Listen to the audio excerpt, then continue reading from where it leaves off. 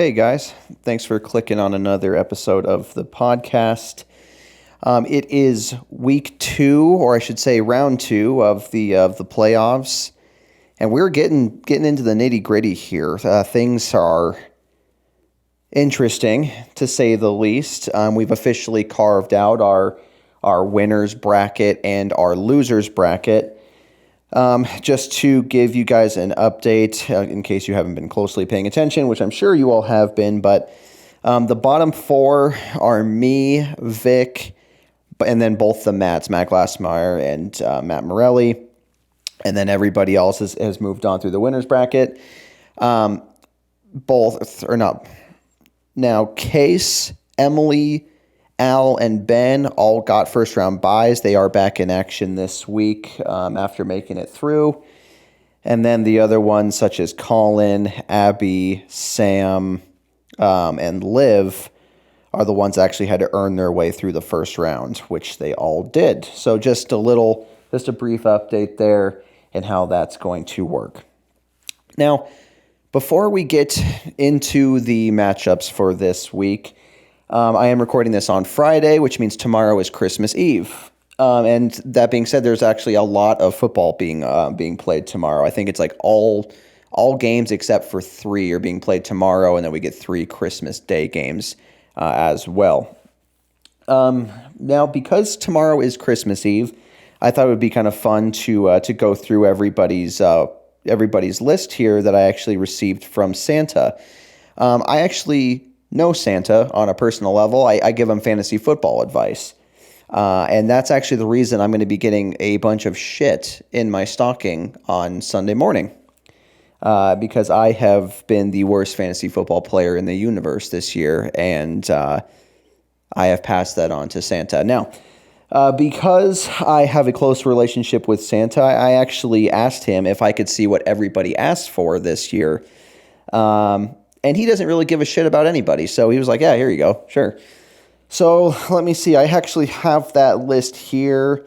And we'll start with me. And what I asked for 2 things. The first thing I asked for was just for one fucking player on my team to be a stud.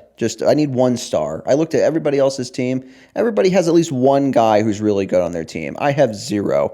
I have 9 very mediocre people on my team. So all I asked was just for one guy, at least one guy to be good. And then the other thing I asked for, and this was a little bit of a stretch, but I asked for a time machine to go back to September and to stop myself from fucking my team to death when I drafted, and to keep myself, and to have the knowledge to keep myself from making all those trades that didn't benefit me whatsoever. So those were my 2 wishes. We'll see if I can get either one of them come Sunday morning. The next is Sam, and Sam's, he probably wanted to keep this private, but I'll go ahead and share it. And this doesn't surprise me. He asked for genuine race-worn underwear from Mick Schumacher. And if you guys aren't familiar with Mick Schumacher and just the F1, he's an F1 driver. And those F1 cars get crazy hot, and they're just crammed into those cars like sardines. So I'm assuming that underwear is just going to be like soaking fucking wet. But hey, who am I to judge? That's what Sam asked for. Now, Al, this one surprises me less than Sam's. He's asking for a device that lets you inject Diet Pepsi right into your bloodstream without killing you. And that's actually a good idea, because he tried doing that one time and it was really, really bad. That was a weird St. Patrick's Day. All right, moving on to Ben. Now Ben's is a little strange, but he asked for an official document stating that mayonnaise has been officially criminalized in the United States. That doesn't surprise me, because if Ben gets even like just a plip of mayo on his food, he'll huck it at the wall like he's throwing a fastball. So yeah, he's looking for an official document that states that mayonnaise has been made illegal for production and consumption. All right, moving on to Liv. Now this one hurts a little bit, because Liv Liv asked for a new husband that's all tall, dark, and handsome. All three of those things. Because she has a husband that is currently the opposite of all three of those things. He's short, he's pale, and it says in quotes, he's objectively troll-like. So, Santa, if you're listening, if you can just go ahead and skip that one on the list, that would be fine. Now on to Vic. Vic's asking for a remote cabin on top of a secluded mountain where he doesn't have to put up with the mundane bullshit of interacting with other people. That's fair. Vic does value his privacy. He does have an outspoken hatred for pretty much anybody else. And he has said on multiple occasions that he wants to move back to the mountains, where he can go back to having his milk delivered by horse. So that's a good wish. I hope that happens for you. All right, let's see. This one we have Casey, who is asking for a new pair of ears. And that might be confusing to some of you who haven't known Casey quite as long as some of us have, but Casey's fucking deaf. You scream at him from about 3 feet away and he still doesn't hear you. So he's asking for a new pair of ears so he can actually fucking hear you when you shout obscenities at him. Nice. All right, moving on to Matt Morelli. Now, he is asking for The Little Mermaid, which is a little strange because it's always been his dream to procreate with a half fish, half woman. That does seem like the best of both worlds for Matt, so that's fair. But I think The Little Mermaid's like 14 in the movie. I could be wrong. She does marry a dude in that movie, so maybe not, but... either way, yeah, Matt's asking for The Little Mermaid, which is kind of his ultimate goal, is having sex with a half woman, half fish. All right, moving on to Emily. Now, Emily's wish is that she could kind of bend space and time, and she wants to be that cigar that's in Joe Burrow's mouth in that picture of him when he won the national championship for LSU. There's a picture of him sitting on this leather couch with a cigar in his mouth after he won, and much like myself, Emily has a deep infatuation for Joe Burrow, and she's wishing to somehow go back and be that cigar in his mouth. So I totally respect it. That's fair. I could get on board with that as well. Kind of staying on the same kind of spectrum there is Abby, who really wants to somehow become she wants to become the Stanley Cup, the Norris Trophy, and the Conn Smythe, because Cale Makar lifted that over, all three of those things over his head. And we all know that that is Abby's lifelong goal, is to be lifted up kind of like a barbell by Cale Makar. So that's Abby's Christmas wish, is to somehow become one, if not all three of those items. All right, getting towards the end here, we have Matt Glassmeyer, who is asking Santa for a magnifying glass so he can use it to check his toilet paper to ensure that he's done wiping his ass after he takes a shit. Almost none of you are going to understand that reference, but he will, so it works out just fine. So a magnifying glass so he can just really make sure that his toilet paper is just squeaky clean and his asshole is squeaky clean when he's done taking a shit. And finally is Colin. Now, this was a tough one because not even Santa knows where the fuck Colin is right now. But after digging through his bag, he did find this note where Colin's asking for a new phone. And that's because his old one is clearly broken or lost or dead or something. Because the last time we've heard from him is when he kind of went scorched earth during that whole corruption claim thing. So he is asking for a new phone, and there's a side note here. He's actually asking for a giant dildo in the shape of an octopus tentacle, and I say that because I'm like 99% sure Colin just doesn't click on the podcast links anymore, and I'm just trying to bait him into proving that he's still with us. So that is all that I have here. Thank you to Santa for letting me take a peek at everyone's wishes. I'm not going to be able to help make any of that come true. But if anybody's wish is for me to lose this league, or for me to continue just being fucking terrible at fantasy football, I can absolutely help with that. Alrighty, now that all is out of the way, let's go ahead and get into the reason why none of you listen to the pod and get into the fantasy football here. We'll go ahead and start with the four of us in the losers bracket, which is me and Vic to start here. So this one is projected to be just an absolute fucking heavyweight battle at 108.2 to 106.6. Which makes total sense. Vic and I are two of the lower scorers in the league. And let's see what this matchup has in store for us here. We'll start with Vic. He's got Joe Burrow going against New England. This is probably going to be a little bit tougher one than Joe Burrow has been getting here as of late. New England does pose a pretty good defense. They're going to completely try to take out Jamar Chase in this game. You know, I've been saying it before. They did it to Devontae Adams last week. They're going to double cover Jamar Chase. It's Cincy's biggest weapon that they're going to have very little of this game. So I think that hurts Joe Burrow's value a little bit. But there's still a bunch of weapons in that offense. T. Higgins, Tyler Boyd, even Mixon. He gets the ball thrown to him quite a bit still too. So I think it's going to be okay for Joe Burrow, but I don't think it's reasonable to expect a huge day out of him for tomorrow's game. Also, before I go on, I'm going to preface everything I say with the fact that the East Coast and pretty much everywhere right now is getting hit with this cold cycle, this bomb cycle, snow, whatever the fuck it's called. So there's a ton of games from a betting perspective that over-unders are set in like the mid-30s, which is really low.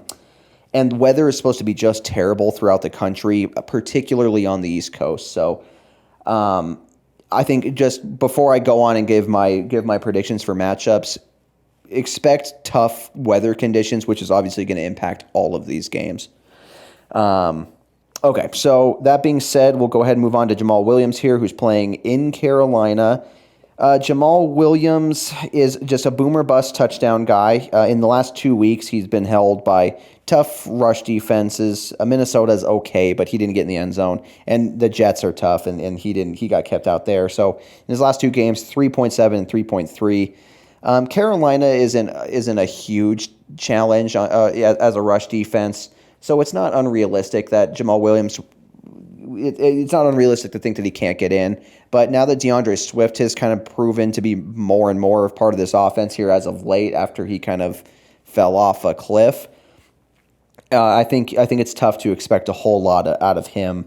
But he's the king of punching it in from like a 1 to 3 yards, So he's going to need that to have a decent day. I like Zeke against Philly. Last time they played Philly was back in week 6. He had 15.6 fantasy points, 81 yards, and a touchdown. There's no reason to think that they can't do that this week. Without Jalen Hurts being available, I think Dallas is gonna keep this one really close with Philly, if not maybe beat them. So they're going to be able to use Zeke in heavy fashion as well as Pollard. I think the run game shows pretty heavy in this game. So I think something around that 15-point mark and a touchdown for Zeke is very realistic. Terry McLaurin against San Francisco is definitely a tough one because San Fran, especially at home, play very, very tough. That defense is going to be showing out pretty hard for Brock Purdy, trying to give the rookie quarterback some leeway to not have to be incredible on his part. That being said, San Francisco is about middle of the road as a passing defense.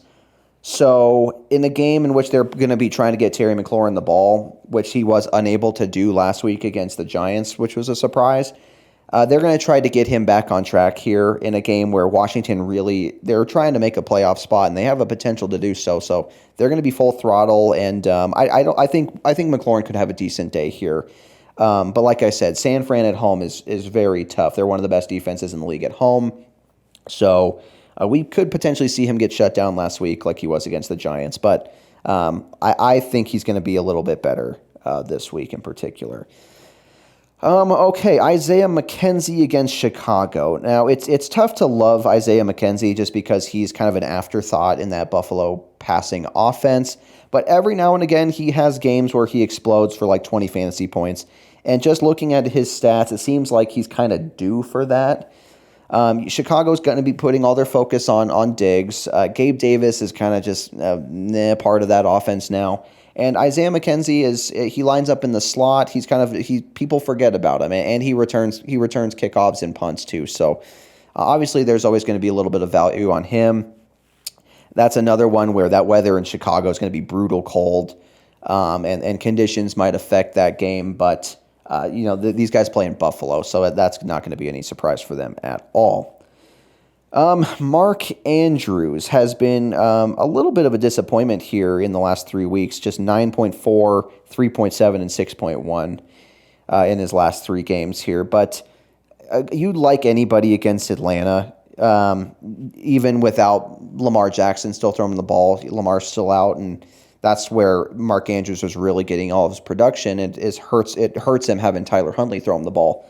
But that being said, Atlanta is just such a beatable defense that you like any pass catcher in that offense against a weak defense like that. So this could be a game where we see Mark Andrews kind of get back on track, and we see a more vintage version of him than we've been seeing of late. I think he could get at least 10 fantasy points in this game.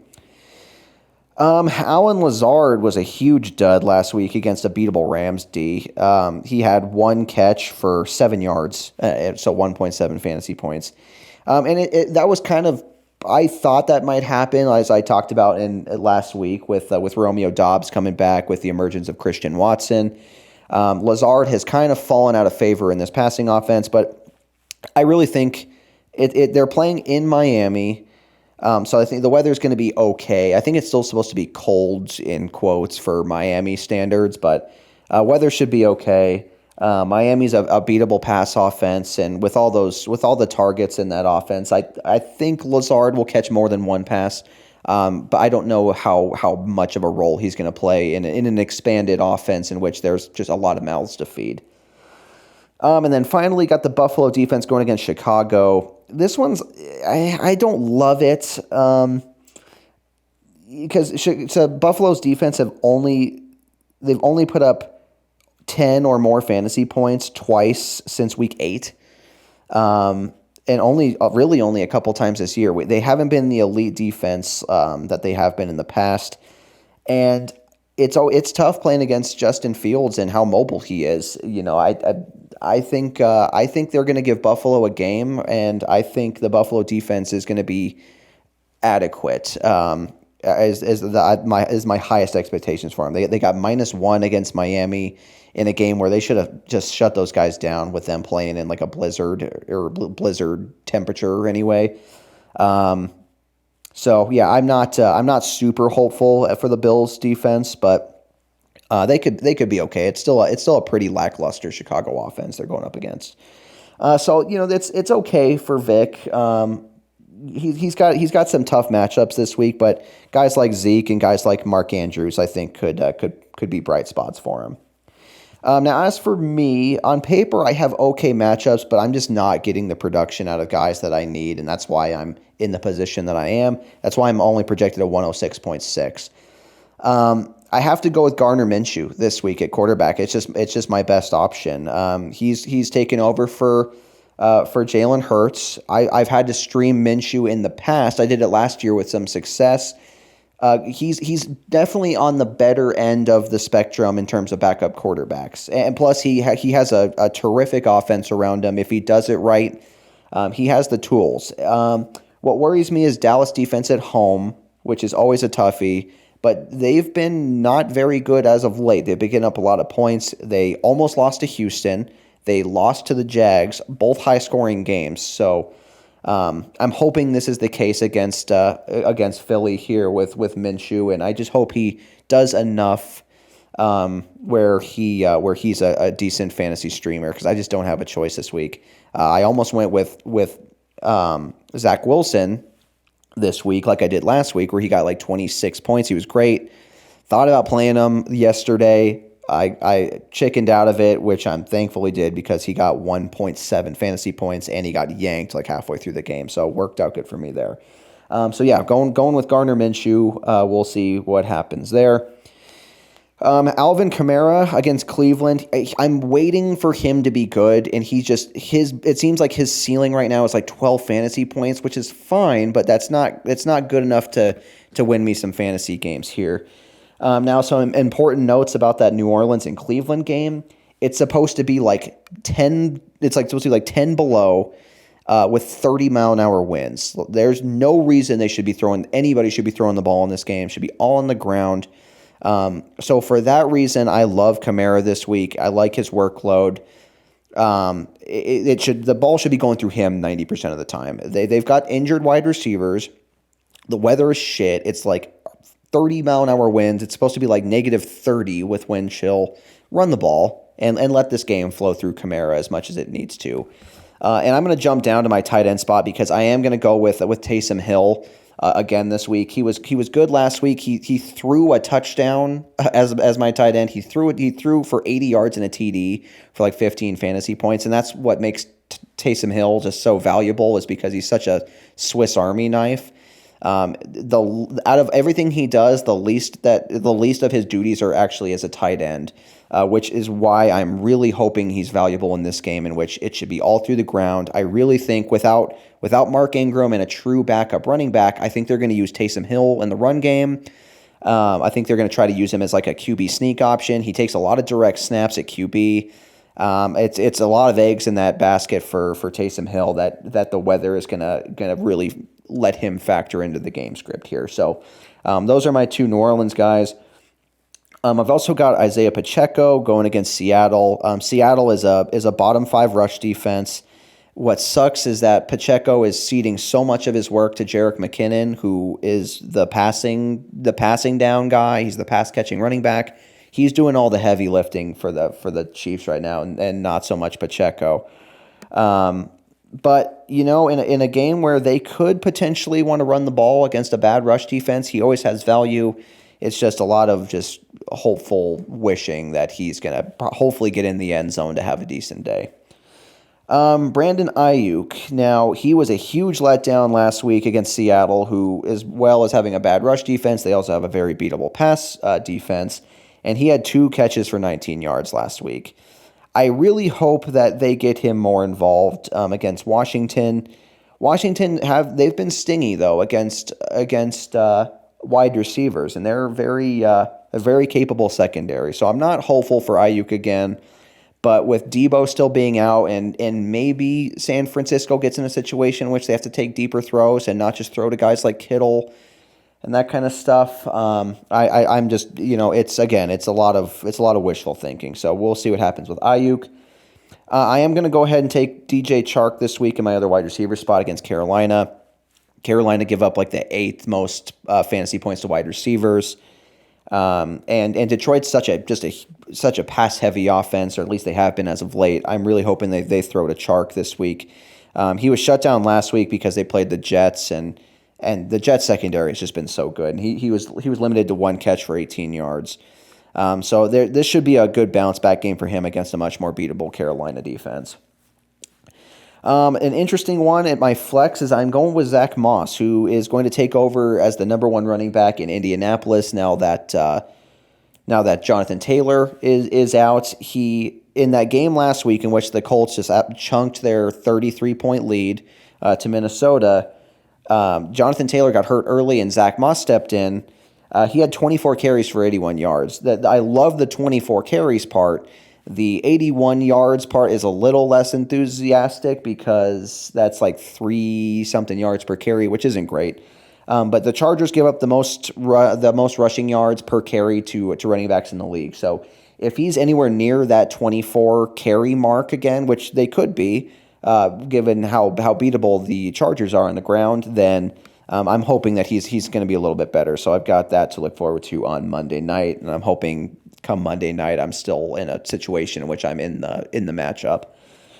And then finally, I'm going to go ahead and stream the Cincinnati defense this week. I normally am just Eagles D through and through. I do not like them against Dallas this week, so I had to pick up. I'm going to pick up Cincinnati, who they've been decent. They finished with 11 points last week against Tampa Bay. They're forcing a lot of turnovers right now, which is kind of what appealed me to them. They had 2 fumbles, 2 interceptions, and 1 sack last week.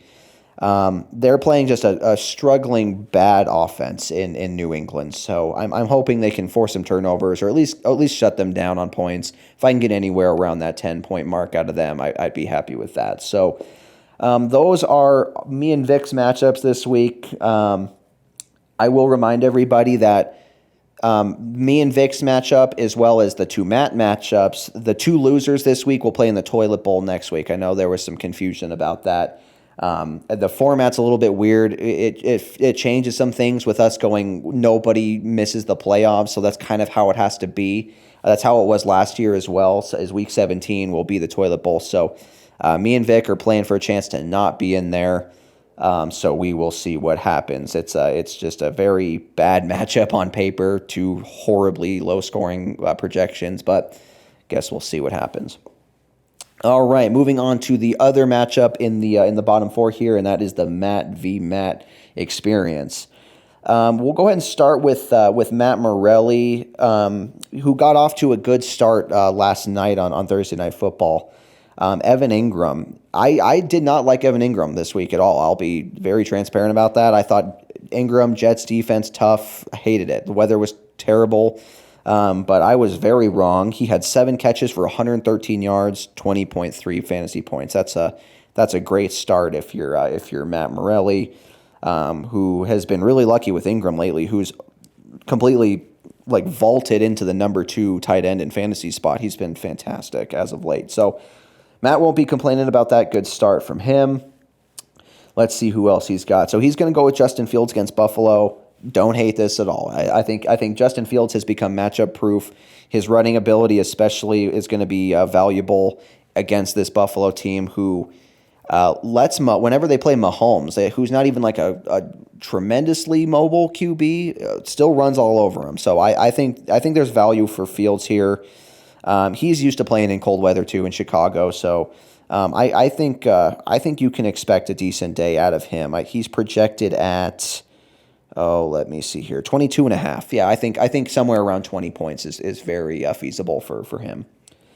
Miles Sanders against Dallas. Now, normally I wouldn't like anybody against Dallas, but the last time Miles Sanders' best game of the season last year, in a season where he was kind of a dud, his best game came in which Gardner Minshew was the starting quarterback, and I think that's reasonable to expect that too. I think Minshew is going to be probably handing off to Sanders a decent amount in this game, getting him way more involved than he was last week, where he finished with just 1 fantasy point against that Chicago team.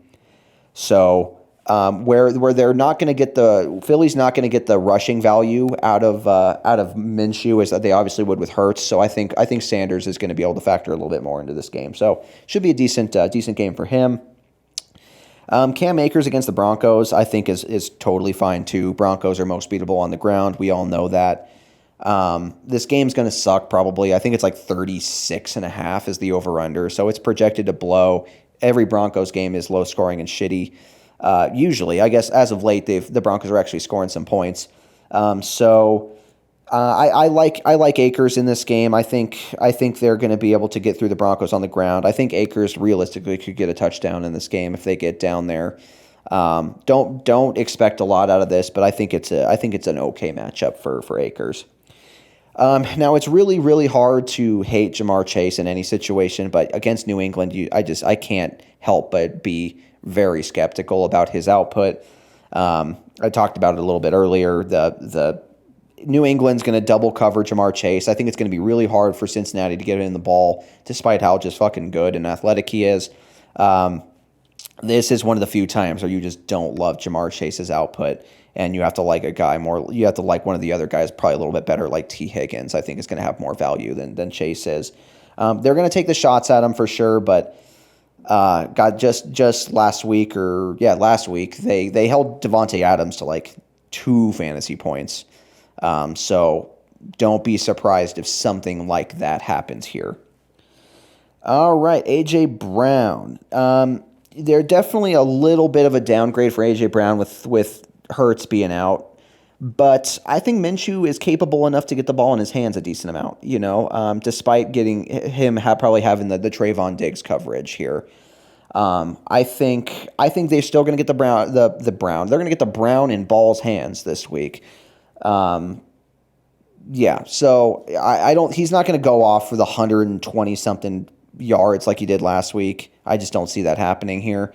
But it could be a high scoring game, and like I said, if Gardner Minshew does his job and he's capable at all, he's going to be taking some shots, and I think Brown catches a. I think he could get some. I think he could get into double digit fantasy points this week.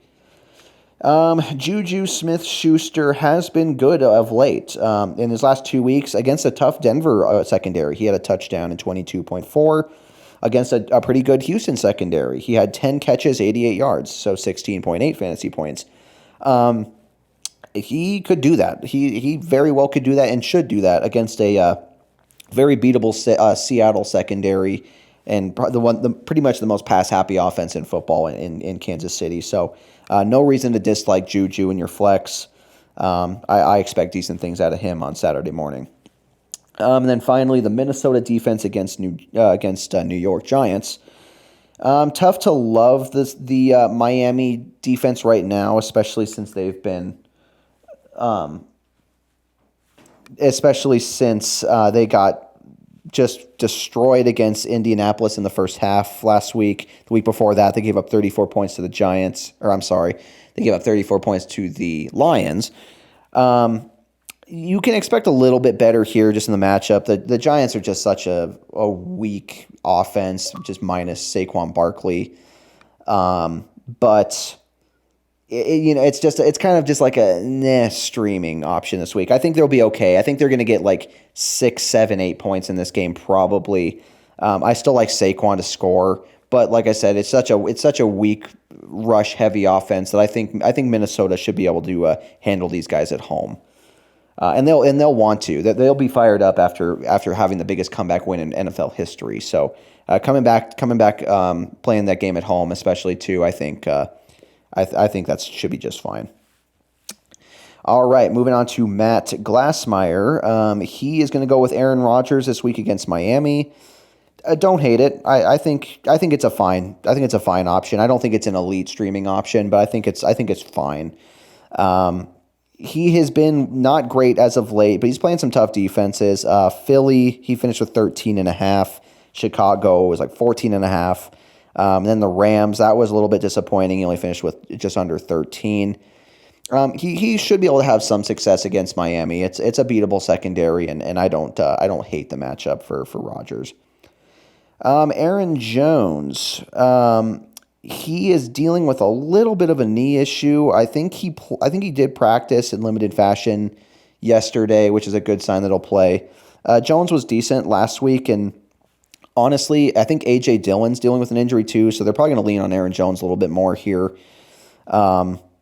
So it's not a bad matchup at all against like I said, it's a beatable Dolphins defense who are a little bit better against the rush, but they're not like an elite challenge.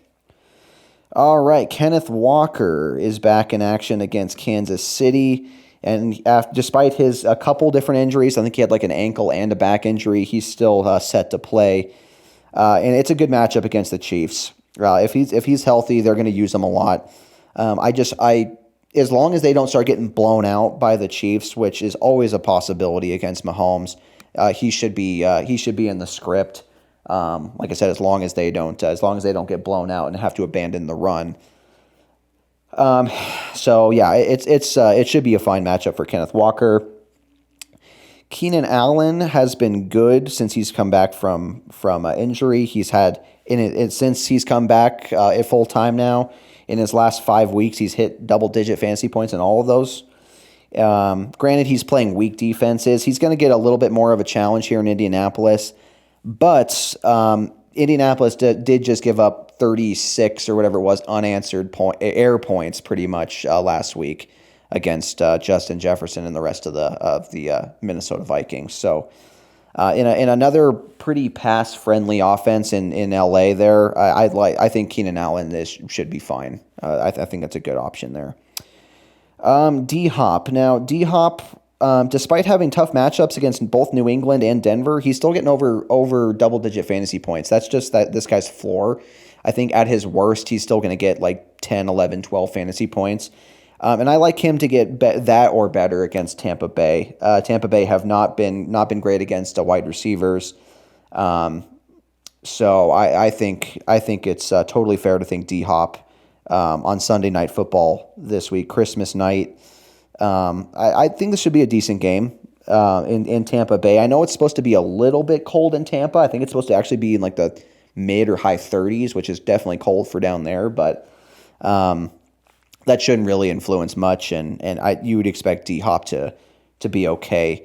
The biggest question mark in this game, though, is the quarterback situation there in Arizona. I think it's like Mick Sorley or whatever the fuck the third stringer's name is. I think he's projected to get the start, so there's a lot of questions if he's going to be able to get the ball in those guys' hands. But at least on paper, it's not a bad matchup for D-Hop. Going with Darren Waller against Pittsburgh. Matt did stream him last week. He's back finally off the IR. He's been out since week 6, and he came back. He scored a touchdown and 13.8 fantasy points against New England. That's not bad.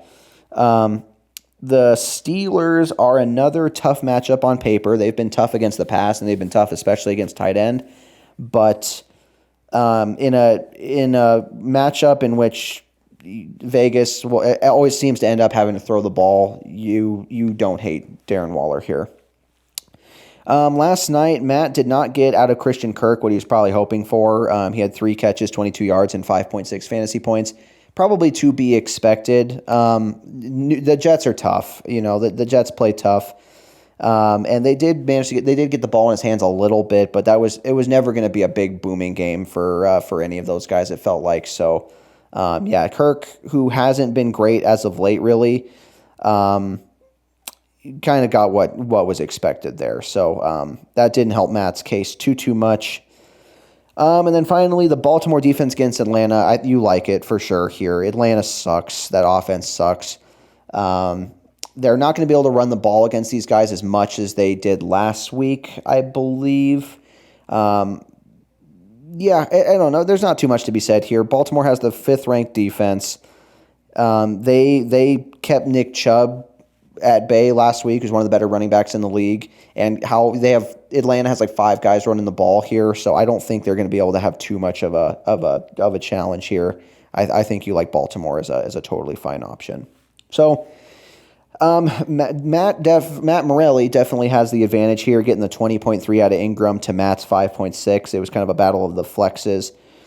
Or not? No, it wasn't. If I can ignore me, I'm stupid. It was Matt's tight end to Matt Glassmeyer's flex. So projected 116 to Matt's 132.9. There's some tough matchups in here. This should be closer than what the projections think, in my opinion. But it's tough not to give the lean to Matt Morelli, who's already off to such an advantageous start here. So that is my projection on that one. All right, let's go ahead and move out of the poopy 4 here, out of the losers bracket, and get on to into the potential champion winners rounds. Here we'll start with Colin and Case. Now, Colin's projected 116.1 to Casey's 120.2. This one's going to be close, and we'll go over why that is. We'll start with Colin, who last night had Trevor Lawrence at QB. Who had a tough matchup. That was always going to be the case in playing in New York there, but did okay. He had 230 yards and a rushing touchdown for 18.26 against a tough defense like that on the road. That's a pretty serviceable job, and I think Colin will be happy with that, getting 18 points out of Trevor Lawrence. So, good start there. DeAndre Swift against Carolina. Should be okay. Swift has come back to life a little bit. He's probably, I don't know. This is a tough one because Carolina has a good rush defense. They have a very tough rush defense, and it seems like a game in which Detroit is probably going to be throwing the ball to get to their success, is what it feels like to me. I could be totally wrong. There's always a chance that Swift could just punch one in if they get into the red zone, which I think is going to happen a lot in this game. It's probably going to be touchdown or bust for him, but it's not horrible. I think there's some value on Swift here. Barkley, it's tough to hate him in any situation, and this is definitely not one of those times where you dislike him. Yeah, Minnesota very beatable. They're not an elite defense at all. Barkley's getting all the touches in this offense. It's just running through him. He scored last week, and he has 4 touchdowns in his last 6 games, 5 in his last 7. So yeah, there's no reason to be afraid of this matchup with Minnesota for him. Going back to that Detroit game, going to Amon-Ra St. Brown. I love him this week. He's been getting just like crazy targets here in the last several weeks. He had 10 last week against the Jets, 9, 12, 10, 8, 11, 9, 10. He's just a machine. He's getting over 10 fantasy points in his last 6 games. And this should be no exception here against a very beatable Carolina pass defense. He's going to be the focal point of this pass offense too. So I think you love St. Brown in this one. Christian Watson, a little bit trickier here. He came back to earth last week against the Rams, having just 8.6 fantasy points. In the weeks before, they had a bye the week before that, but in the 4 games prior to the bye, he had over 20 fantasy points in all 4 of those games. Now, he could very well get back to that this week against Miami. He's just part of that offense in which there's just 3 guys to throw the ball to now in the secondary there. So it's a little bit tough. They may try to share the ball around a little bit, but he's still the most targeted wide receiver in this offense. He had the most targets out of that team last week. So it's not reasonable to think he could be off to another good day against a beatable Miami team. Now, Juwan Johnson, his situation gets a little bit tougher here because he's been the man at tight end lately. 2 touchdowns last week against Atlanta, and then he had 3, 4, 5, 6 touchdowns before that in his last 5 games. He's on a roll. But like I said, that weather in Cleveland is just brutal. It's the wind's going to be howling. I don't see New Orleans throwing the ball that much, but if they do, they could be thrown to Juwan Johnson. You just have to. The guy's on fire. He's getting in the end zone frequently. I feel like you have to take chances. But I think you have to expect a pretty big downgrade just due to the weather in this game. So. Whereas I like him a little bit just because if they're going to throw the ball, it's just going to be those little short cutting passes. But I don't think you can expect what has been historically huge weeks for him. I can't see that being the case. Now, Latavius Murray's a little bit tougher too because he was a monster against Arizona, 24 carries, 130 yards and a touchdown. Going to be tougher to do against the Rams and Aaron Donald. It's the Rams have not really been run on a whole lot this year, and with the Broncos and how weak that offense is, it's tough to expect anything huge here. But Latavius Murray is very clearly the guy. 24 carries last week says all it needs to about any question of who's going to be running the ball in that offense. I just think that Broncos, with their recent success of throwing the ball, I think they're probably going to try to do that a little bit more in this game that should always be close. And so yeah, I think there's going to be a significant downgrade for Murray here, but at least he's the guy running the football. So you have to like that at the flex at least. And then staying in that same game, Collins Rock and the Denver defense, love it. I think you love it a lot. I know it's in LA, but it's still Baker Mayfield, who's had very little time to get used to this offense in LA there, and the Denver secondary is still just amongst the best in football. So great streaming option there. I think nothing to worry about in that one. All right, moving on to Casey here. Now, Casey has never been more vulnerable to be beaten than he is this week, and I'll tell you why. And it starts at the QB position. He lost Jalen Hurts to a shoulder sprain, and he's picking up Deshaun Watson in what's supposed to be like a typhoon of ice. So whereas Deshaun Watson hasn't been great in the games that he's been back in okay weather, I just can't see where he's going to be valuable in this matchup. And I know Case knows that too. But we're at a situation in which the waiver wire is just fucking bone dry, and this is probably his best option, which is unfortunate. So really, really tough to expect anything huge out of Deshaun Watson here. Najee Harris going against Vegas is better for sure. Najee has gotten over 10 fantasy points in his last 5 games. Better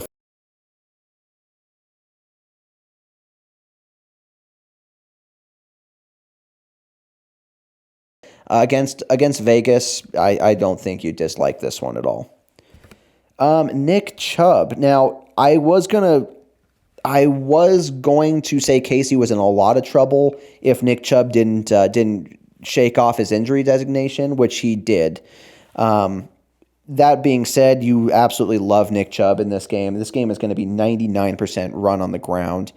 I think we're going to see a decent mix of Chubb and fucking guy who kicks ladies, Kareem Hunt. Thank you. As I got through that little thought in my head, because of his dealing with his foot injury. So I think we're going to see a little bit more Kareem Hunt given the game script in this. But as one of the better running backs in the league in a game in which there's going to be 30-mile-an-hour winds that are just fucking like 40 below, you have to love Nick Chubb in this one.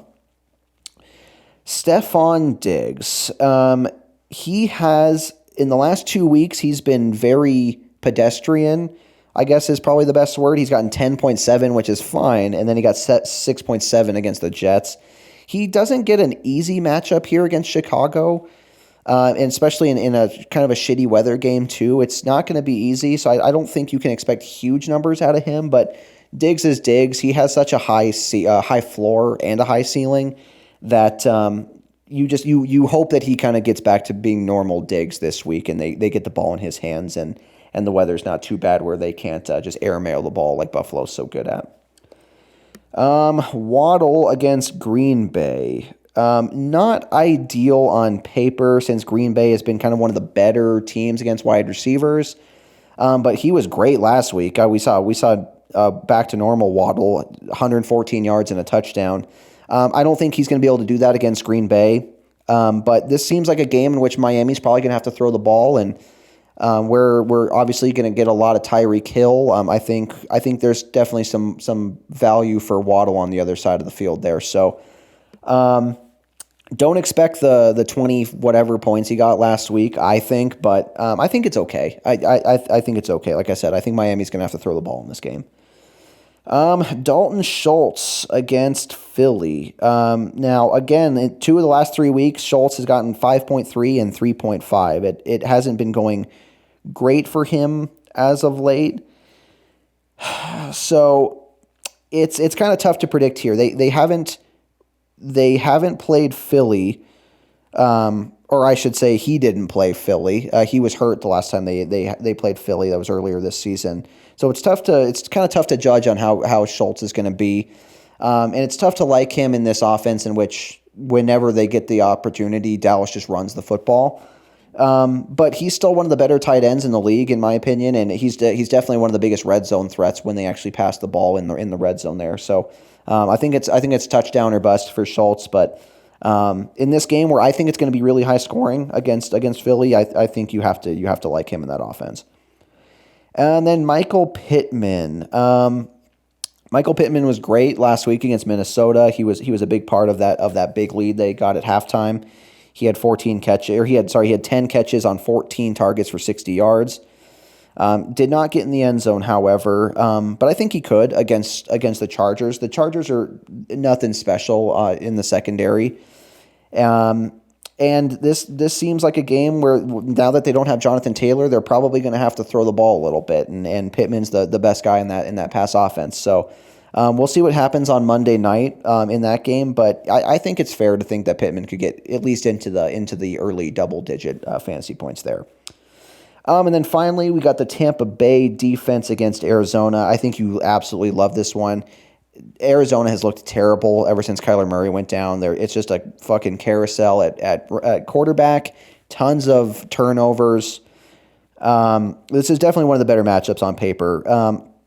Tampa Bay has been mediocre, their defense this year, at least in their fantasy production. They haven't gotten anywhere. They've only gotten 2 fantasy weeks where they got over 10 points, and that was in weeks 1 and 2.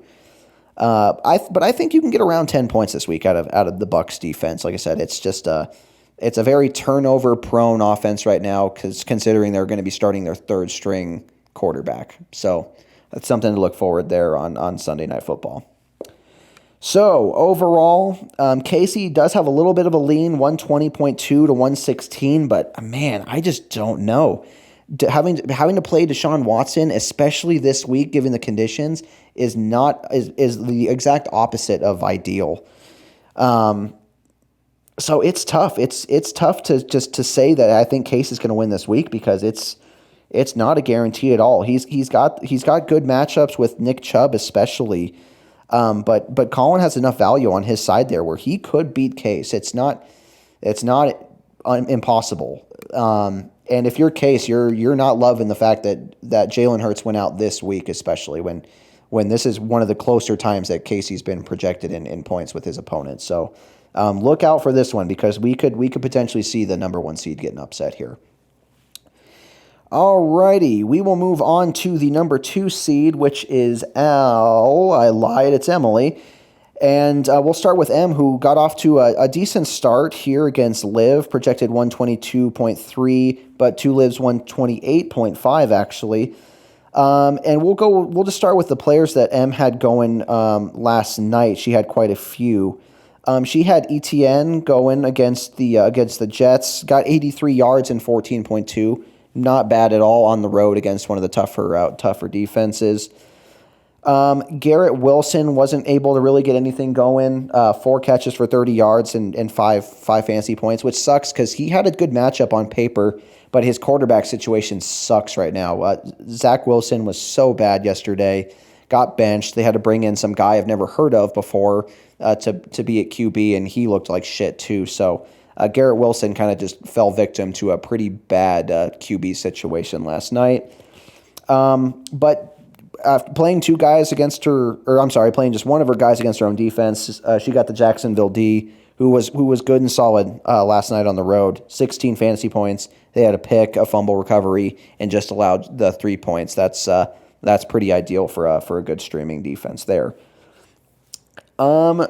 Let's see who else. She's got Josh Allen going against Chicago. Always loved Josh Allen, obviously. God, last week he was just so good in that snow game against Miami. 304 yards, 4 touchdowns, 44.86. I think he's going to get a little bit tougher challenge this week against a little bit more capable Chicago defense, but I think he's going to get 25-plus fantasy points easy in this game. Nothing to be worried about there. Joe Mixon against New England is a little bit tougher.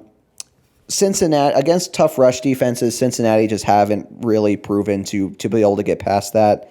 And plus, in the last 3 games that Mixon's played, 9.2 against Pittsburgh, tough-ish rush defense. Cleveland, 12.6, better or less good rush defense, only 12.6 from them. Tampa Bay, decent rush defense, 10.4. He's getting the best rush defense that he's gotten in the last 5 games he's played, so I'm not in love with his output this week. Maybe if they throw him the ball, PPR sake, he'll be okay, but I'm not expecting a whole lot out of Mixon here. Mike Williams against Indianapolis is a little bit of a tougher one, but you always have to just go back to last week where Indy got just murdered by Minnesota in the second half. So they're obviously they can be beaten in the air. And Mike Williams is very capable of doing so. Getting Keenan Allen back hurts him just a little bit, but it's it's tough because this one's kind of just like an iffy one for me. So I think it'd be okay for Mike Williams. I think he's going to get the volume for a potentially decent day. It's just kind of what he does with it. Indianapolis is going to be trying their absolute hardest. They're at home, and they're coming off one of the most embarrassing things that we've ever seen in NFL history, giving up an NFL record amount of comeback points. So. I think we're going to see a little bit tougher Indy defense, and it could be tough for Mike Williams. Now Goddard against Dallas.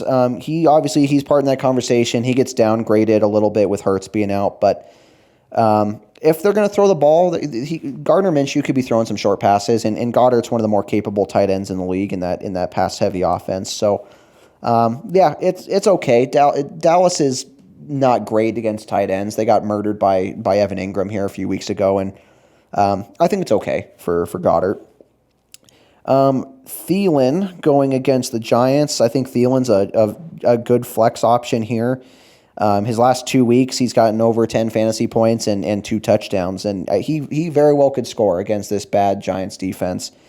He's getting the targets, he's getting the volume, and when they take a break from actually throwing to Justin Jefferson, it's going to Thielen. So not a bad option on that one. So not a terrible start for M. She definitely got hurt a little bit, getting cucked on Garrett Wilson's points, but not 35 out of 3 guys is not a bad start. All right, we'll move on to Liv, who is projected a little bit ahead of M's 122.3 at 128.5. Didn't have anybody go on Thursday night, so she'll be starting fresh tomorrow. And we'll start with Justin Herbert, who actually is going to be playing in the Monday night game. Kind of going back to that Indy thing. You have to play Herbert. Obviously, he's just a must play. He wasn't good last week. He just finished with just 10.7 fantasy points. He's had 313 yards, but threw no touchdowns. Gonna be tough. I really think it's gonna be tough against Indy. They have everything to prove to everybody that they're a capable defense after getting just blown out last week, or not blown out, but blown out in the second half, I guess. If Herbert does it right, he'll have success, but I think he's going to find it a little bit tough against this Indy team. So it's an okay streaming matchup. He's projected more than Liv's backup in Jared Goff, who's playing Carolina. I don't know. I almost think you got to play Jared Goff here, but because there's such a significant difference in their projections, I see why she wants to go with Herbert. Like I said, if they do it right, then it should be an okay day for him. Now, Derrick Henry against Houston is just probably the greatest matchup you could ever have at running back. Just to give you some background on this matchup historically, in his last 4 games against Houston, in all 4 games against Houston, Derrick Henry has over 200 yards, over 30 carries, and at least 2 touchdowns in all 4 of those games. Earlier this season against Houston, back in Week 8, 32 carries, 219 yards, 2 touchdowns, 38.8 fantasy points.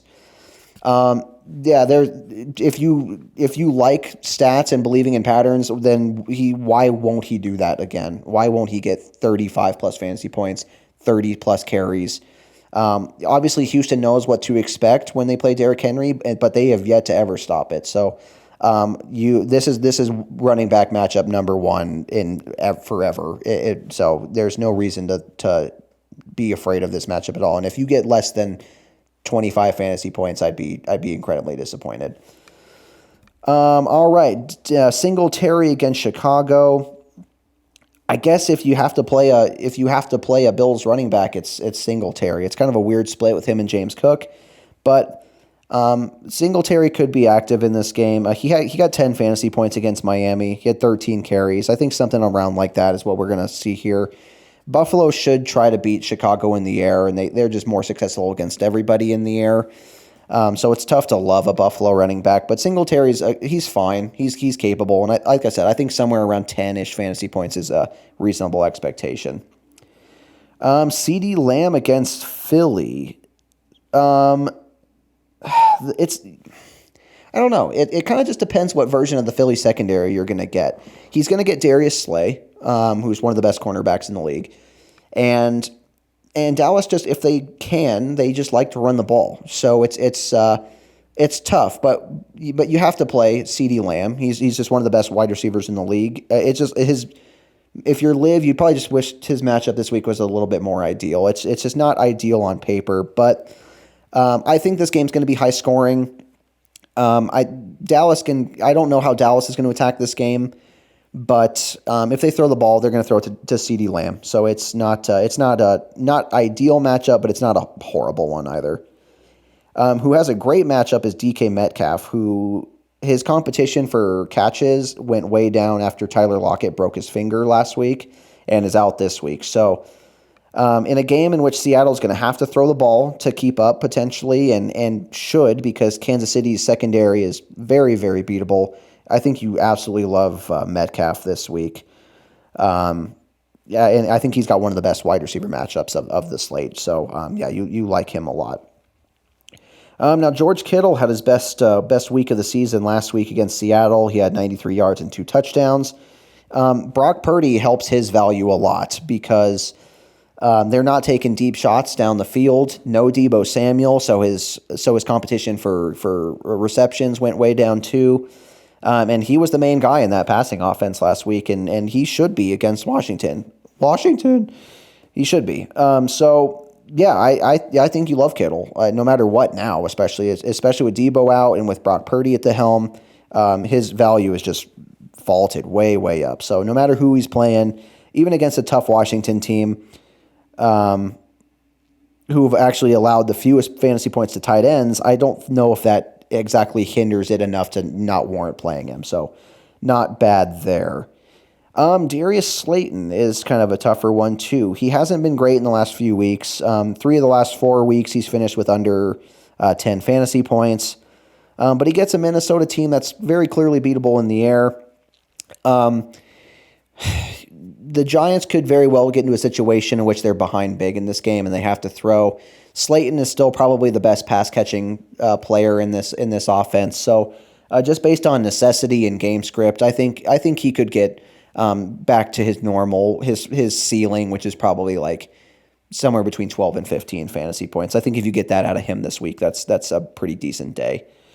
And then finally, Liv picked up the Browns defense. Don't hate it at all, especially because this game is projected at a historically, I think it's the lowest ever over-under at 32.5 is what the starting line is, and it's all because of that weather that they're facing. I think you like both defenses in this game because it's supposed to be just so bad, and I don't know where the points are going to come from, if there's going to be any. The bookmakers think there's going to be barely any points in this game, so having a defense on either side of that is probably fine. So if Cleveland can force a couple turnovers, which against the Saints is very, very possible all the time, I think somewhere around the starting 10, if not a little bit more, is very doable. So this is going to be a really close one. Like I said, M got off to an okay start. 35.2 out of 3 guys isn't bad, but is projected to lose to Liv. It's going to be really close because there are some good matchups on either side and some not good ones on either side. Derrick Henry against Houston could be the make or break one here. If he gets 35 plus fantasy points, it's going to be really tough to see Liv not come away with this one. Plus, having guys like uncontested guys, especially like Metcalf, will help for sure. But Josh Allen for M is always a huge factor. I think Thielen and Goddard have good matchups too. So we'll see what happens here. This is one I'm keeping an eye close on here, and this one's going to be close. I think I'm going to stay away from picking a winner here. I'm not going to project winners for anybody, but as to not put my shitty voodoo curse that I apparently have this year on anybody. So really, really exciting matchup on that one. Alrighty, and then moving on to the 3 seed Al, who gets Sam this week. It's supposed to be the highest projected scoring week of the entire slate. It's Sam's 142.1 to Al's 136.6.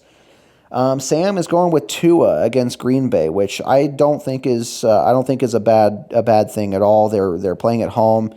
Green Bay is tough against the wide receivers, but they've also allowed the 10th most yards to QBs. That being said, so in a game last week in which Tua I thought was going to be terrible in that freezing cold game in Buffalo, finished with 25 fantasy points. So if he can do it in that situation, I think he can do it against pretty much anybody, and he gets a decent matchup against Green Bay.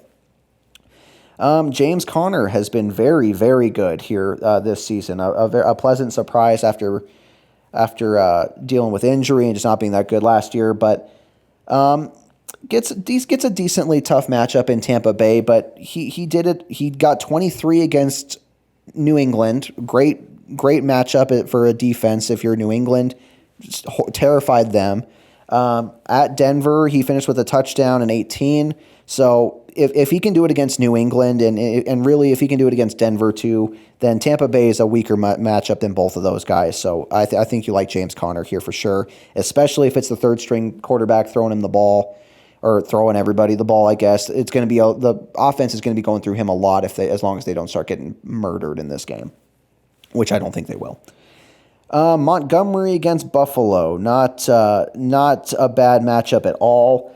The only issue here is that Khalil Herbert is coming off the IR and is being activated against this game. So I think there's going to be just a slight downgrade for Montgomery, who's going to have to start sharing touches a little bit more than he has been here in the last few weeks. But in the last 4 games, he has 3 touchdowns, and all 4 of those weeks he finished with over 15 fantasy points, or 3 of the 4 he finished with over 15 fantasy points. So it's a good matchup on paper. I'll just be curious to see how Herbert's workload kind of cuts into his fantasy value just a little bit. But overall, I think it's totally fine.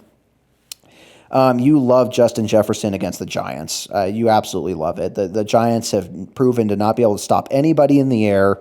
3 of the last 4 games for JJ, he has a touchdown and over 30 fantasy points. He should score and he should get at least 20 fantasy points in this game. I don't think that's. I don't think there's any way that doesn't happen here against a bad defense. They're at home, coming off that historic win. They're going to be fired up, and I like him a lot this week. Devontae Adams against Pittsburgh. Now, a little bit tougher. Not as tough as New England was, and probably around, if not a little bit tougher than what that game was against when they played the Rams here 2 weeks ago. Sam's going to want Devontae Adams to kind of come back to normal here. In his last 2 games, 10.1, 6.8. I think they're going to be able to find more success in getting him the ball this week against Pittsburgh. They're still decent, still a decent secondary.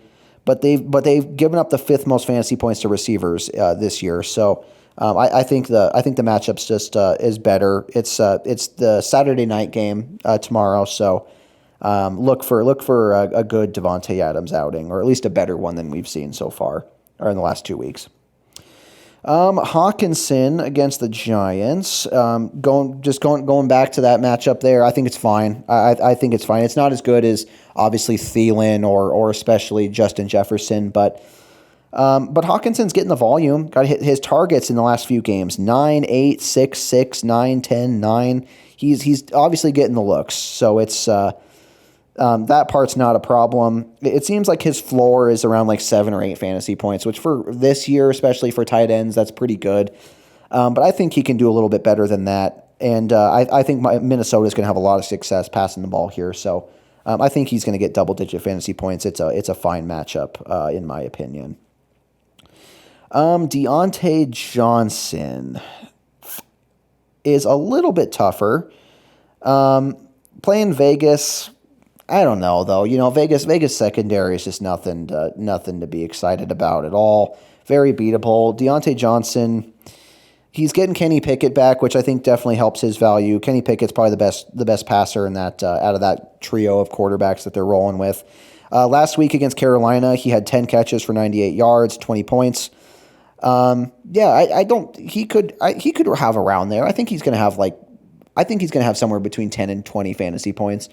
He has yet to get in the end zone this entire season, which is kind of one of the bigger surprises in terms of wide receivers this year. But he very well could do it this year.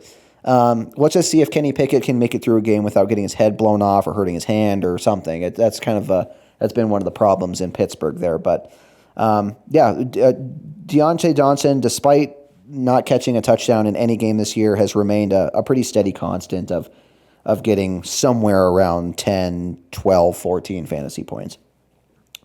And then Sam is rocking the Tennessee defense against Houston. I don't think that's an issue at all. I think you can stream anybody against Houston and be satisfied for the most part. I know Houston is playing better lately. They're at least putting up points.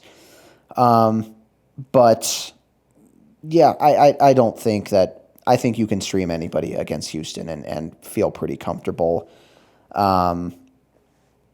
Yeah, I don't know. Not too much more to be said about that. They get to quarterbacks a decent amount. They had 3 sacks in their last game. They forced 2 interceptions against Herbert. So against a much worse quarterback in Davis Mills or whoever the fuck's going to throw the ball. I think they had like all 3 quarterbacks play last week.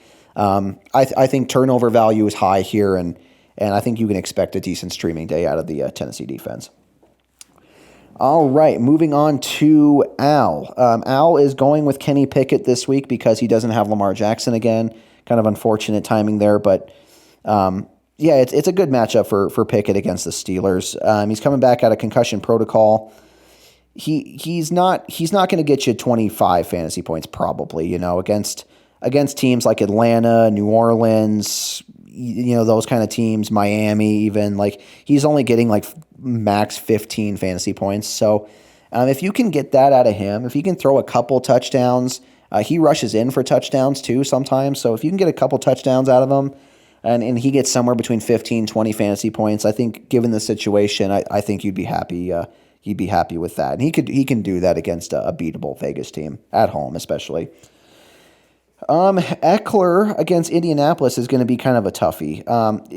You never hate Eckler because he's like a PPR dream, right? He's volume based is crazy. He's one of the best pass catching running backs, if not the best pass catching running back in football. So you're never going to hate him, but he does have a tough matchup against the Colts this week. It's Monday Night Football, but I mean, he's getting over double-digit fantasy points in literally every game this season. 15 last week, 24, 13. I think he's going to be closer to like the 14 or 15 than he is like the 20 or 25, but I think you'd still even take that. Yeah, that's what I think for Eckler. Josh Jacobs against Pittsburgh. Now it's kind of the same thing. It's all volume based for them. Like I think they're going to get the ball in Jacobs' hands a lot here, and the Steelers are okay against the run. They're definitely on the lower end. I think they've given up the 12th most. Oh no, sorry, they've given up the 12th fewest fantasy points to backfield. So they're kind of middle of the pack. It's. But that being said, Jacobs, just based on his volume, he hasn't had less than 20 carries since week 9, and he has around 100 or over 100 in his last 5 games. So, like I said, it's just all volume based. It's tough to ever hate his matchup. So a little bit tougher, but overall, I think it's okay. Tyreek Hill against Green Bay. I think it's fine, against these teams here, San Francisco, Chargers, Buffalo, in his last 3 games, all very capable, decent secondaries. He has a touchdown against all of them, 32, 27, and 21 are his point totals in those 3 games. Green Bay present a tough-ish matchup, but no tougher than those 3 teams that I just listed there. So there's no reason to think that Tyreek Hill can't have his patented, like, 9 catches for 80 yards and a touchdown for like 20 points. That's totally doable for him. Chris Godwin going up against Arizona. You like this one a lot. Arizona's a horrible defense. And Brady playing on Christmas night just seems like a game where he's going to shine. It seems like a Brady game, and Godwin going up against a bad secondary, you'll like this one a lot. Even against Cincinnati last week, Cincinnati have a top 10 secondary. He had 8 catches for 83 yards and a touchdown, 22.3. Week 1 was his only game that he's played in where he didn't get double-digit fantasy points. He's looked better than Mike Evans too. So yeah, there's nothing not to love about Godwin this week. I'll be betting on him to get a touchdown. David Njoku, just recycling the Cleveland weather thing. He very much falls into this situation as well. There's a little bit of value if they get into a situation which they have to throw those little quick dump offs, but you don't like pretty much anybody that's not a running back in this Cleveland game. It's projected to be just like shitty points, shitty weather. And Njoku's been great here as of late, but in this one, it's tough to like him just given the situation. Who you do like potentially is Devontae Smith, who I wished so badly that Al traded me him. I totally get why that would have sucked. I would have just like trade raped the fuck out of him, essentially, not intentionally, but given how good Devontae Smith has been here in the last 4 weeks, it would have come off that way. So is going back to Gardner Minshew starting this game and not having Hurts, just a slight downgrade, but Devontae Smith has been so good lately. In his last 3 games, 126 yards, 64 yards and a touchdown, 102 yards and a touchdown for 23, 18, and 19 fantasy points. Philly's not going to be able to get away with not throwing the ball in this game, and having A.J. Brown on the other side definitely is going to help Devontae Smith here. Trayvon Diggs should be on A.J. Brown, which should give Devontae Smith plenty of an opportunity to have a decent game here. So in the flex especially, I think it's great. And then going with San Francisco against Washington. San Francisco has become one of the best defenses in football. They're the number 3 in fantasy. They have finished with 10 or more fantasy points in every week since week 10. Against high-powered offenses, too. Chargers, they finished with 10 points. Miami, they finished with 22 points. Tampa Bay, 13. Seattle have 12. They're not getting anywhere near as good of a match or a tough task against this Washington team as they have been against those teams I just listed. So playing at home especially, and Washington and Heineke are very turnover prone. So nothing to hate about this 49ers matchup at all. I think they stay right on trend and getting at least 10 fantasy points. So this is going to be really, really close. This is the most fun matchup of the week as a neutral here with, like I said, it's 142.1 to 136.6. Lot to love on both sides of the ball here.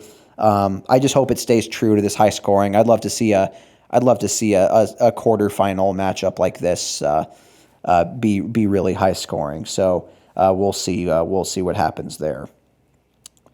All right, and finally, we move on to Abby and Ben. Ben has a pretty big favorite here, as he's 134.1 to Abby's 112.3.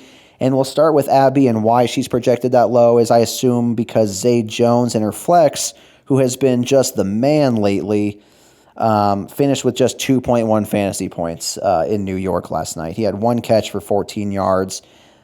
He got Sauce Gardner, which is just spells doom for everybody right now. And he was just couldn't get anything, couldn't get the ball in his hands. So it's an unfortunate start for Abby in the flex position there. But let's move on to people that haven't played yet. One of those being Mahomes against Seattle. Love him, love him, love him. He's quarterback number 1. Seattle is just very, very beatable in the air. In his last 3 games, 37.7, 30, 21 in his last 3 games. And that's against Houston, tough secondary, Denver, tough secondary, and Cincinnati, tough secondary. He's not struggling against anybody, and he's for sure not going to struggle against this Seattle team. So get ready for 30 points and probably like 3 touchdowns for Mahomes if I had to take a guess.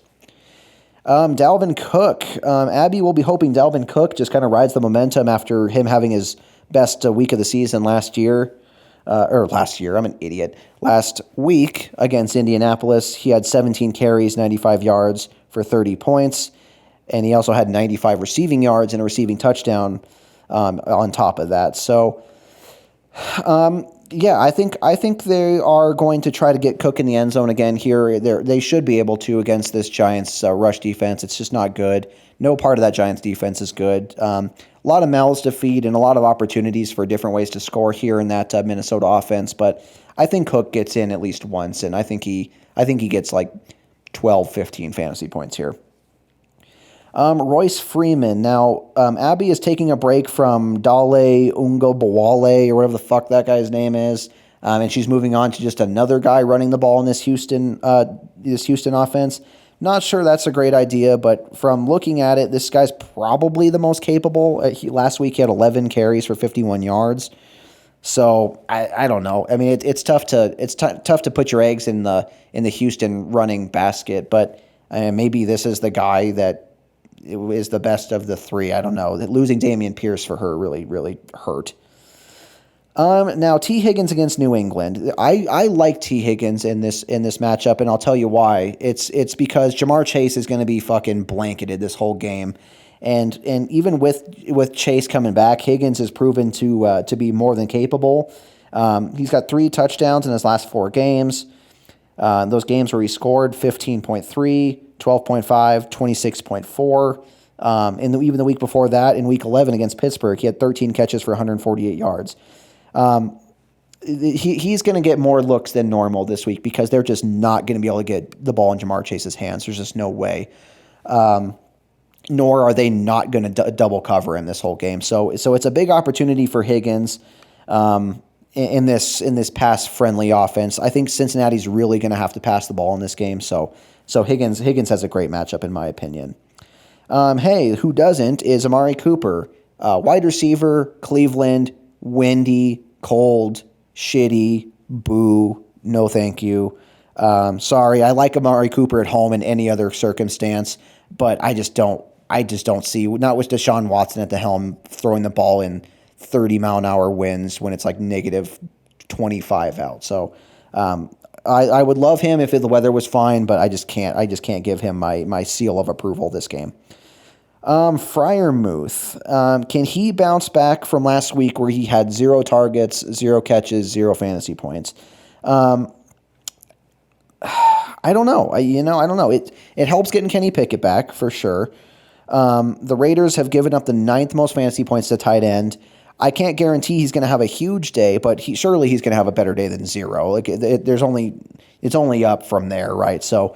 I think he's going to have back to a normal Freiermuth day, which is, like 5 catches for some 50 yards and maybe a score. I don't know. I think he's going to get 10 or 12 fantasy points in this game. He gets a better matchup and a better QB at the helm this time. So I think there's a little bit more to look forward to for Freiermuth.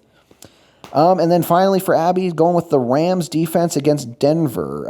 It's probably okay. You probably feel comfortable playing anybody against Denver, especially because I think Russell Wilson's coming back, which definitely tanks Denver's offensive value. But Denver has been scoring some points lately. They've gotten over 20 points in their last 2 games, which is crazy for them. And the Rams, I don't know. It's an okay team, I guess. It's an okay defense. It's probably middle to lower middle of the pack. They're playing at home, which helps, and like I said, Russell Wilson should be playing this game, which helps them for sure. So, I think it's okay. I think it's going to be like a middle of the road streaming option. I think somewhere between 7 and 10 fantasy points, if they do their job, is probably around what they're going to get here. So it's okay. All right, and then last but not least, we have Ben, who's just been sitting and waiting, ready to go here, waiting for his matchup. He's got Geno Smith against Kansas City. Love it. Kansas City, very beatable secondary. Even against a good San Francisco team last week, he still finished with 238 yards and a touchdown. He should have more success to do so against Kansas City. The only part that sucks is that he lost that Seattle lost Tyler Lockett to throw to, which is such a huge part of that offense. But he's still got a healthy Metcalf against a bad Kansas City team. And Ben also did pick up Marquise Goodwin, who was kind of wide receiver 3 in that offense. Obviously has a bigger role now with Lockett being out. Should have a bigger target share. So I think there's a lot to look forward to having 2 Seattle guys in that game on tomorrow morning. Okay, Christian McCaffrey against Washington. McCaffrey has been just a monster against not against Washington, probably against Washington in the past, but has been a monster against everybody since coming to San Francisco. And he doesn't have his injury designation going into this week. I know he was dealing with a little bit of a knee thing, but there's no reason to dislike McCaffrey, especially with Brock Purdy at the helm, who's definitely leaning on his running game to help see the Niners forward. So not much else to say there. Tomorrow afternoon, Washington's okay. They did just get chewed up on the ground twice in 3 weeks by Saquon, and I mean, I don't know if there's any argument that McCaffrey is as good, if not better, than Saquon Barkley is. So, love McCaffrey against those guys, especially at home. Pollard against Philly. Nothing to be afraid of here at all. He only got 7.2 against Philly last time back in Week 6, but he's become become a much bigger part of the offense since then.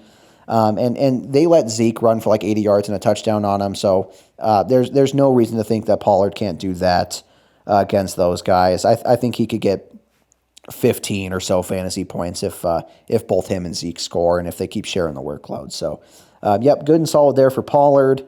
I think you love Jerry Jeudy right now, especially against a team like the Rams, who will probably put Jalen Ramsey on Cortland Sutton, because I think Cortland Sutton's supposed to be back this week. So I don't know. It doesn't really matter. Jalen Ramsey's an overrated fucktard. So it doesn't really matter. I think you still love Jeudy no matter what. He's become a huge part of the offense lately. He's gotten over 10 fantasy points in his last 3 weeks. He has 3 touchdowns in those last 3 weeks. Granted, all 3 of those came in one game, but last week against Arizona, he had 8 catches for 76 yards. If Russell Wilson actually does his fucking job and gets the ball to his wide receivers in this game, you like Jeudy. His value goes down a little bit with Sutton coming back, but I think overall you still like him. Travis Kelce against Seattle, yes, please, all day long. I'm not going to spend a lot of time on this. It's him against a bad defense. Last week against Houston, he had 10 catches for 105 yards. He's been held out of the end zone his last 3 games, but I think there's a good chance he gets back into the pay dirt here against Seattle, and he's still the number 1 pass catcher in Mahomes' run offense, so obviously best value in the world there. And then Ramondre Stevenson against Cincinnati. Probably fine. It's fine. Cincinnati's decent against the rush, but they're not. They're nothing crazy. And last week Stevenson had just a huge game against Vegas. 19 carries, 172 yards, and a touchdown. He's still the best rusher in that offense. And the only thing that worries me about this is that there could be a situation in which New England gets down 2 touchdowns and they have to kind of abandon the running game a little bit, and it's only until they get back into that situation in which they can run the ball where Stevenson's value is going to be. But if New England keeps it close, which they could, they're at home. It's going to be cold. Cincinnati struggled a little bit against Tampa Bay there for the first half. I think there's enough value here for Stevenson, at least early on, where he should have a completely fine flex day. And then finally, the Chargers defense against Indianapolis. Chargers D, they're among the bottom or toward the bottom for fantasy ranking, but they get a decent matchup this week against Indianapolis, who just lost Jonathan Taylor, and so much of that offense goes through him. So they lost easily their biggest offensive weapon. So if they can keep Indianapolis from being successful in the air, which they should be able to, I think it's a decent streaming option. It's not amongst the elite, but from what was there to stream, I think Ben made a pretty smart choice in picking them up. I think it's better than probably Dallas defense against Philly this week. I